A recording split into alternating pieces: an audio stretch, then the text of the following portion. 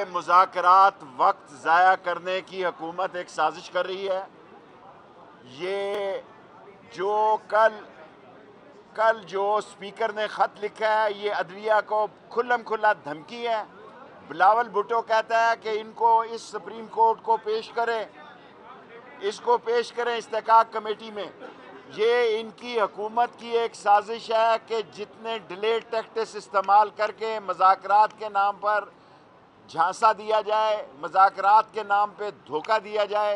इनकी पोजीशन ही नहीं है। इलेक्शन यहाँ की कौन कराने जाएंगे? ये इनके पास कैंडिडेट ही नहीं है, इनके पास पोलिंग एजेंट ही नहीं है, और ये भागेंगे। और सुप्रीम कोर्ट आज तक कायम है कि 14 तारीख को सूबे के इलेक्शन होंगे। इनको लग पता जाएगा, कोई मुज़ाकरात से नतीजा नहीं निकलेगा, कोई नतीजा नहीं निकलेगा।